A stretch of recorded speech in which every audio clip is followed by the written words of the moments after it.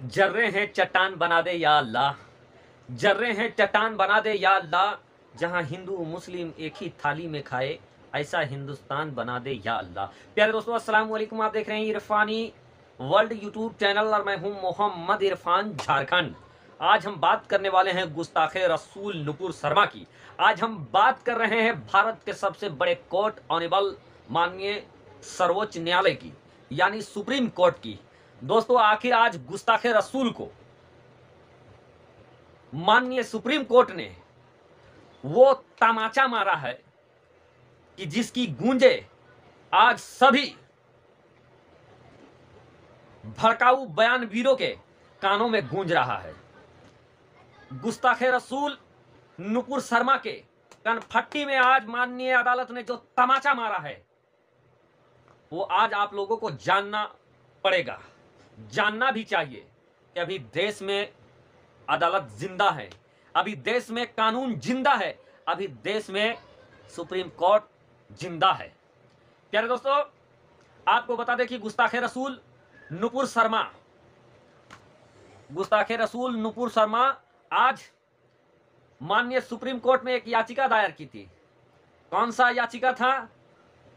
जिस गलाजत को उसने पैगंबर मोहम्मद सल्लल्लाहु अलैहि वसल्लम के खिलाफ उगला था, और उस गलाजत के बाद देश के अलग अलग हिस्से में, महाराष्ट्र से लेकर बंगाल तक, बंगाल से लेकर राजधानी भारत की दारुल हुकूमत दिल्ली तक, उस गुस्ताखे रसूल नुपुर शर्मा पर केस फाइल हुए थे। देश के अलग अलग और हिस्से पर उस पर मुकदमा दायर हुआ था।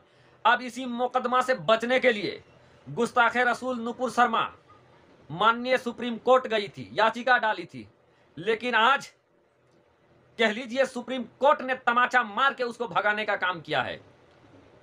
और ये पैगाम माननीय सुप्रीम कोर्ट ने सभी उन बयानवीरों को दे दिया है जो अपनी ओछी राजनीतिक के खातिर, जो अब ओछी और नीची शोहरत हासिल करने के लिए, किसी भी धर्म का अपमान करने के लिए आतुर हो जाते हैं। चाहे वो हिंदू हो, चाहे वो मुसलमान हो, सभी धर्मों के लिए मैं समान बातें कर रहा हूं। जिस तरीके से पैगंबर की शान में गुस्ताखी करके देश के करोड़ों मुसलमानों की भावनाओं को आहत करने की काम नुपुर शर्मा ने किया था, और देश के अंदर इतना तनाव हुआ, ना मालूम कितने बच्चों की मौत हो गई, कितने जवानों लोगों की मौत हुई, कितनी माओं के गोद सुना हो गए। यहां तक कि दोस्तों, आज राजस्थान के अंदर जो दर्जी कन्हैया के साथ हुआ हैवानियत, दोस्तों कड़ी शब्दों में मैं उसकी निंदा करता हूं, लेकिन आज इसकी वजह भी माननीय सुप्रीम कोर्ट ने इसी नुपुर शर्मा को कब माना है। नुपुर शर्मा ये गई थी कि माय लॉर्ड, मेरे ऊपर जगह जगह पर केस हुए हैं, तो आप मुझे ऐसा ऑर्डर पारित करें कि देश के जितने जगह भी मेरे पास मेरे लिए केस हुआ है, सारे केस को आप दिल्ली ट्रांसफर कर दे। इस चीज को लेकर नुपुर शर्मा आज दिल्ली सुप्रीम कोर्ट गई थी, लेकिन सुप्रीम कोर्ट ने उसको फटकार लगाते हुए कहा है कि आप डायरेक्ट सुप्रीम कोर्ट ही क्यों आई, आपको पहले निचली अदालत में जाना चाहिए। और आप जो आज सारे कोर्ट को जो यहां दिल्ली रेफर करने के लिए केस को कह रही हैं, आपने कभी यह सोचा है कि आज आपकी वजह से देश के सुरक्षा को खतरा हो गया है? आज देश के आपकी वजह से और आपकी टिप्पणियों की वजह से, आपकी ओछी राजनीतिक की वजह से आज पूरा देश में आग लगा हुआ है। आज आपकी वजह से, चाहे वो कन्हैया कुमार के साथ जो हैवानियत हुआ है, कहीं ना कहीं वो आपकी बयानों की वजह से ही हुआ है। ये बात मैं नहीं कह रहा हूं दोस्तों, बल्कि माननीय सुप्रीम कोर्ट ने ये बात नुपुर शर्मा को सुप्रीम कोर्ट से भगाते हुए कहा है। साथ ही साथ दोस्तों, सुप्रीम कोर्ट ने आज नुपुर शर्मा को यह कहा कि जो आपने पैगंबर के खिलाफ जो बयानबाजी किया है, ये नहायत ही शर्मनाक है, और इस तरह की बयानबाजी जो करने वाले होते हैं, वो निजी राजनीतिक या सस्ती लोकप्रियता हासिल करने के लिए इस तरीके का काम करती है।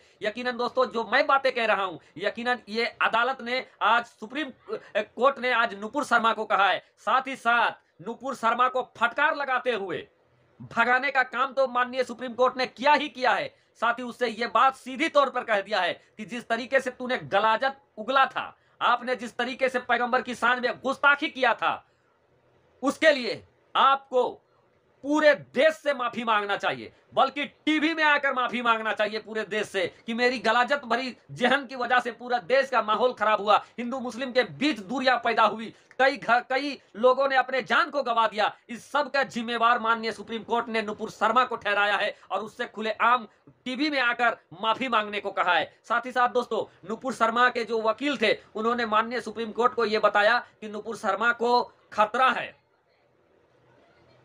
इस पर माननीय सुप्रीम कोर्ट ने यह कहा है कि नुपुर शर्मा को खतरा है, कि नुपुर शर्मा के बयानों की वजह से पूरे देश की सुरक्षा को खतरा है। यह बात माननीय अदालत ने कही है दोस्तों, जैसा कि सूत्रों के हवाले से रिपोर्टें सामने आ रही है। आप आज तक का देख ले, नवभारत टाइम्स का देख ले, बड़े बड़े जो मीडिया हाउसेस है, जो उनका इलेक्ट्रॉनिक जो प्रिंट मीडिया है, उन तमाम चीजों पर छपा है। मैं सबूत के तौर पर भी आपको दिखाऊंगा ताकि आपको विश्वास ना लगे कि इरफान अपनी जानिब से कह रहा है, बल्कि ये बातें आज सुप्रीम कोर्ट के माननीय जज ने कहा है नुपुर शर्मा को और वहां से भगाने का काम किया है। साथ ही साथ दोस्तों, अदालत ने नुपुर शर्मा से खुले तौर पर निचली अदालत जाने को कहा है।